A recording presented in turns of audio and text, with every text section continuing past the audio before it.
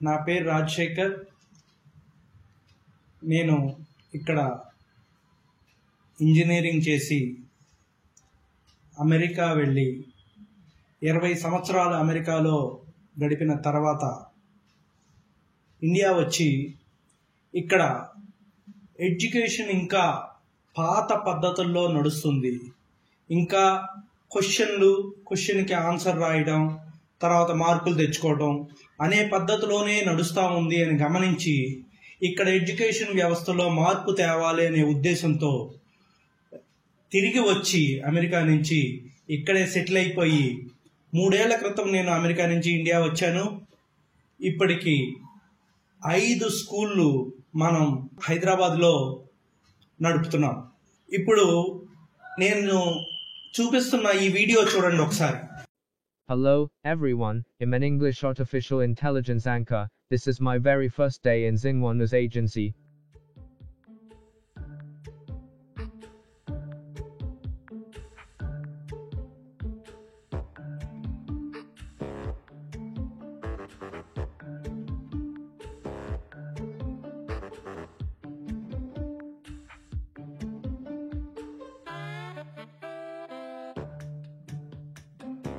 ఈ వీడియోలో చూసినట్లయితే ఇక్కడ 2 రోబోలు, ఇవి మనుషుల్లా కనిపించే రోబోలు, ఇవి న్యూస్ చదువుతున్నాయి. ఇది మొదటిసారి చైనాలో కనిపెట్టారు. చైనాలో ఇప్పుడు కొన్ని చోట్ల ఈ రోబోలు న్యూస్ చదువుతున్నాయి.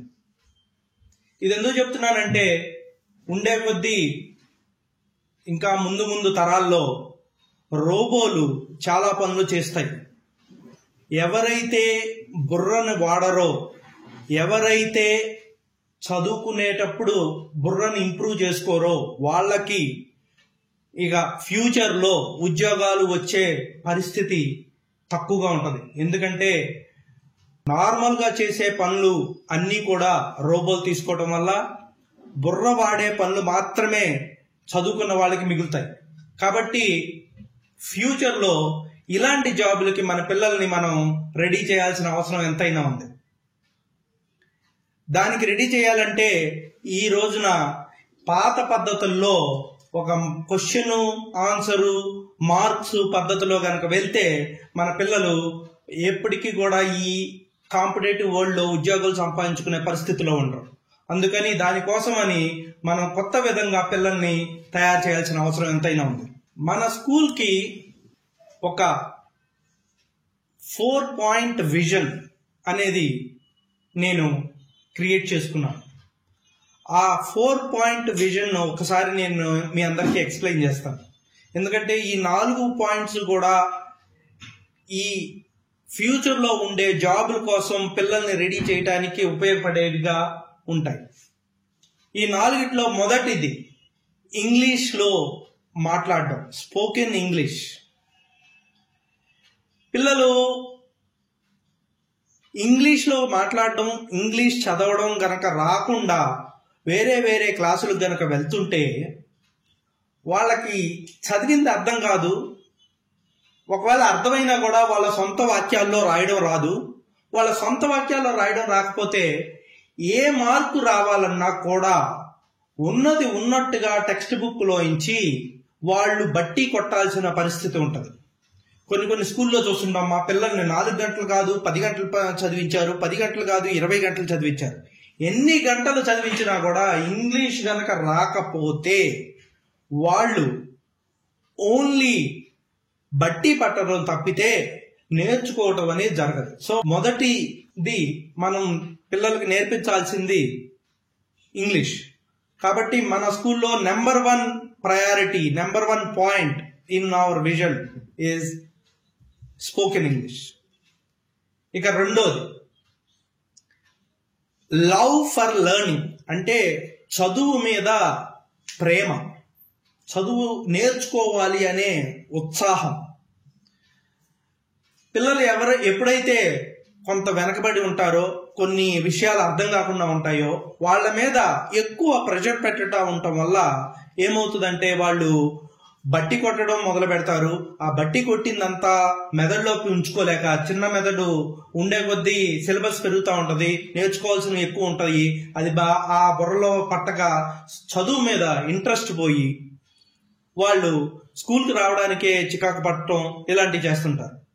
అయితే చదువు మీద ప్రేమ అనేది ఎలా క్రియేట్ చేస్తామంటే వాళ్ళకి అర్థమయ్యేటట్లుగా చెప్పడం.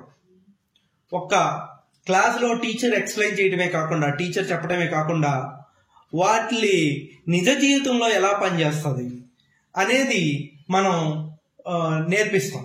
అప్పుడు వాళ్ళకి ఇలా నా జీవితంలో ఉపయోగపడుతుంది కాబట్టి ఇది నేను నేర్చుకోవాలి అనే ఉత్సాహం పెరుగుతుంది.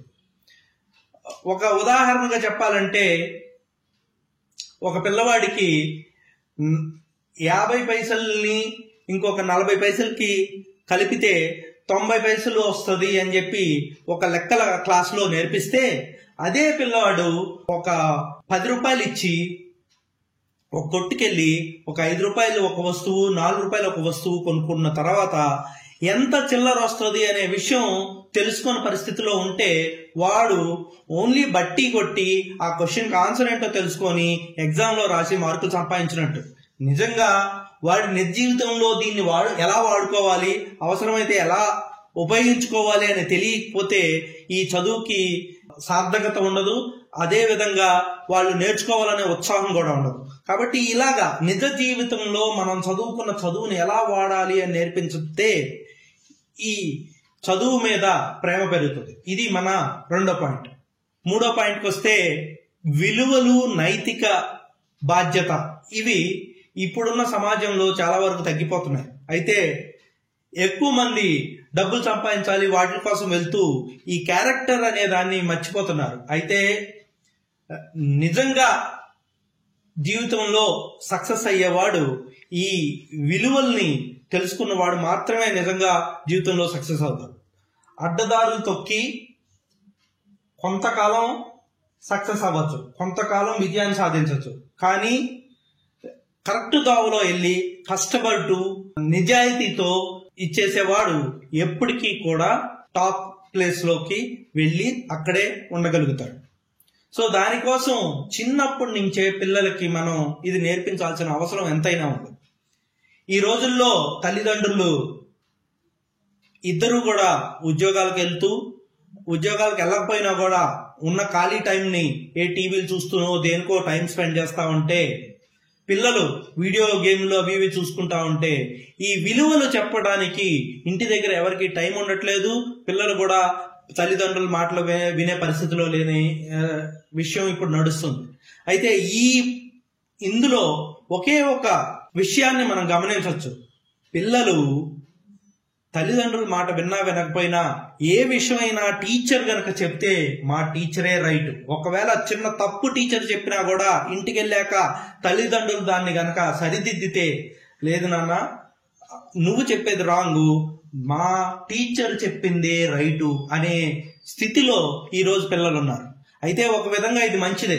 ఎందుకంటే ఒకవేళ టీచరే గనక ఈ నైతిక విలువలు, ఈ మోరల్స్, ఈ వాల్యూస్ ఇవి గనక చెబితే క్యారెక్టర్ డెవలప్మెంట్కి ఒక కష్టపడడం యొక్క వాల్యూ, ఒక జీవితంలో కాన్ఫిడెన్స్ ఎలా ఉండాలి, ఇలాంటివన్నీ కూడా టీచర్ చెప్తే దాన్ని పిల్లవాడు బాగా నేర్చుకొని దాన్ని జీవితంలో అవలంబించడానికి అవకాశం ఉంటుంది. కాబట్టి 3rd థింగ్ ఏంటంటే character development in classes. Teachers వీటిని చెప్పాలి.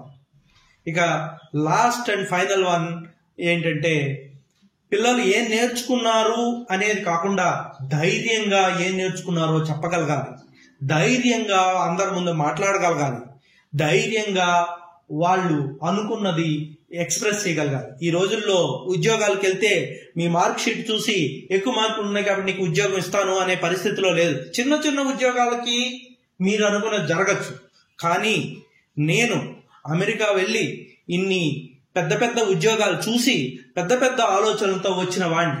నేను నా దగ్గర నుంచి వెళ్ళే పిల్లలు చిన్న చిన్న ఉద్యోగాల కోసం ఎదురు చూడాలని నేను ఆలోచించట్లా. నేను ఎప్పుడు కూడా పెద్ద పెద్ద ఉద్యోగాల కోసమే ఆలోచిస్తున్నాను. పెద్ద పెద్ద ఉద్యోగాలకి వెళ్ళాలి అనుకున్నప్పుడు, ఈ పిల్లవాడు అంత పెద్ద వాటిని ఏం చేయాలి అనుకున్నప్పుడు వీడు కంపల్సరీగా కాన్ఫిడెంట్గా మాట్లాడాల్సిన అవసరం ఉంటుంది. దీనికోసం ఎన్నో రకాల యాక్టివిటీస్ ఇవన్నీ కూడా మన స్కూల్లో మనం చేస్తాం. ఈ విధంగా ఈ 4 point vision, first thing spoken English లో బాగా మాట్లాడేట్టు చేయటం. రెండోది లవ్ ఫర్ లెర్నింగ్, చదువు మీద ఇంట్రెస్ట్ ఉండేట్టు చేయటం. మూడోది క్యారెక్టర్ బిల్డింగ్, విలువలు నైతిక బాధ్యత అనేది తెలుసుకునేట్టు చేయటం. అండ్ నాలుగోది కాన్ఫిడెన్స్, ధైర్యంగా భయం లేకుండా మాట్లాడటం. ఈ నాలుగిటి మీద కూడా మన స్కూల్స్ లో మేజర్ ఫోకస్ ఉంటుంది. అయితే ఈ నాలుగిటిని ఏ విధంగా ఏమేమి చేస్తూ మన స్కూల్లో ఇంప్రూవ్ చేస్తాం? మొదటిది ఇంగ్లీష్, స్పోకెన్ ఇంగ్లీష్ కోసం మన స్కూల్లో స్పోకెన్ ఇంగ్లీష్ క్లాసెస్ ఉన్నాయి. వాటిని ఇంప్రూవ్ చేయడానికి లైబ్రరీస్ ఉన్నాయి. లైబ్రరీలో చాలా రకాల స్టోరీ బుక్స్ ఉంటాయి. ఆ స్టోరీ బుక్స్ చదువుతూ ఉండటం వల్ల పిల్లలు ఇంగ్లీష్ని బాగా ఇంప్రూవ్ చేసుకోగలుగుతారు. ఇంగ్లీష్లోనే మాట్లాడాలి అనే ఇది పెట్టడం వల్ల, ఇంగ్లీష్ మాట్లాడుతూ ఉండటం వల్ల వాళ్ళు ఇంగ్లీషు ఇంప్రూవ్మెంట్ పెరుగుతూ ఉంటుంది. ఇక మన స్కూల్లో 2 గంటల పాటు ఇంగ్లీష్ డెవలప్మెంట్, అంటే బుక్కుల్లో లేకుండా ఊరికే మాట్లాడడం, వినడం, చదవడం మీదే ఫోకస్ చేసి ఒక 2 గంటల పాటు ఇంగ్లీష్ మీదే ఫోకస్ చేస్తూ మనం క్లాసెస్ నడుపుతున్నాం. వీటిలన్నిటి వల్ల ఇంగ్లీషు చాలా వరకు ఇంప్రూవ్ అవుతుంది. ఇక రెండో దానికి వస్తే చదువు మీద ఇంట్రెస్ట్.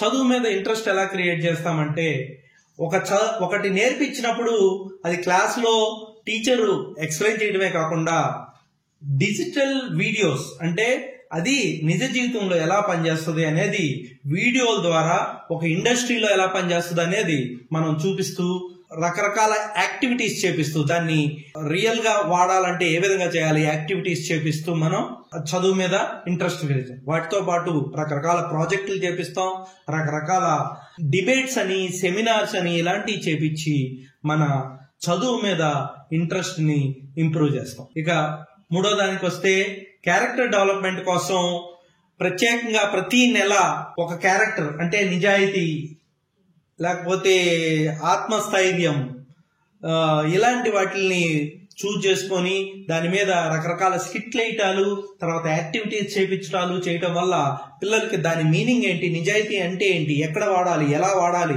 కష్టపడడం అంటే ఏంటి, ఎక్కడ వాడాలి, ఇలాంటివన్నీ కూడా పిల్లవాడు నేర్చుకోవడానికి అవకాశం ఉంటుంది. ఇవన్నీ కూడా మనం ప్రతి నెల చేసి పిల్లల్ని ఇంప్రూవ్ చేస్తుంటాం. అదేవిధంగా మామూలు సబ్జెక్టుకి, చదువుకు మాత్రమే మార్కులు వేయడం కాకుండా క్లాసులో ఏదన్నా రెస్పాన్సిబుల్ గా చేస్తే, ఏదన్నా సేఫ్టీ పరంగా చేస్తే, లేకపోతే ఏదన్నా రెస్పెక్ట్, ఎవరికన్నా గౌరవం ఇచ్చే విధంగా చేస్తే వాటికి కూడా మార్కులు వేసి వాటికి కూడా సర్టిఫికెట్లు ఇచ్చి పిల్లల్ని మనం ఇంప్రూవ్ చేస్తుంటాం ఈ ఏరియాలో. ఇక ఆఖరి విషయానికి వస్తే మనం కాన్ఫిడెన్స్ బిల్డప్ చేయడానికి రకరకాల ఫెస్టివల్స్ సెలబ్రేట్ చేస్తాము. వీటిలన్నిటిలో రకరకాల డాన్సులు, వీటిలన్నిటిలో పిల్లల్ని ఎంకరేజ్ చేస్తుంటాము, స్పీచ్లు ఇప్పిస్తుంటాము, అందరి ముందు మాట్లాడడం నేర్పిస్తుంటాము. ఇవన్నీ కాకుండా మన స్కూల్లో డాన్స్ క్లాసెస్, కరాటే క్లాసెస్, ఇంకా రకరకాల స్పోర్ట్స్, ఇవన్నీ కూడాను అందరి ముందు వెళ్ళి భయపడకుండా వాళ్ళు చేయాలనుకుంది వాళ్ళ టాలెంట్ ని చూపించడానికి ఇవన్నీ కూడా ఇంప్రూవ్ చేస్తాయి. ఇవన్నీ కూడా మన స్కూల్లో పెట్టి మనం పిల్లల్ని ఈ 4 విధాల్లోనూ 4 ప్లేసెస్ లోనూ ఇంప్రూవ్ చేయడానికి మనం ట్రై చేస్తున్నాం. అయితే పిల్లలు పెరుగుతా ఉన్నారు. మన దగ్గర 3 ఏళ్ల క్రితం మన స్కూల్లో ఇప్పుడున్న దానికంటే సగం మంది స్ట్రెంత్ ఉన్నారు. అయినా ఫీజులు మాత్రం తక్కువే పెట్టున్నాం. ఫీజులు పెంచి ఎక్కువ డబ్బులు వసూలు చేయాలనేది నా ఆశ కాదు. ఒక ఆశయంతో పిల్లల చదువు ఇంప్రూవ్ చేయాలి, పిల్లల భవిష్యత్తు మనము ఏ విధంగానూ అమెరికాలో ఉన్న పిల్లలకు కానీ వేరే దేశాల్లో ఉన్న పిల్లలకి తక్కువ కాదు. అదే విధంగా మనం పిల్లలకి అన్ని వసతులు తక్కువ ఫీజులోనే ఇవ్వగలగాలి. దీనికి మనం టెక్నాలజీ యూజ్ చేసుకొని, ఇంటర్నెట్లు వాడుకొని, కంప్యూటర్లు వాడుకొని ఏ విధంగా తయారు చేయాలి అనే ఉద్దేశంతో నేనొచ్చి చేస్తున్నాను. కాబట్టి మీరందరూ నాకు సహకరించారని కోరుతున్నాను. Thank you.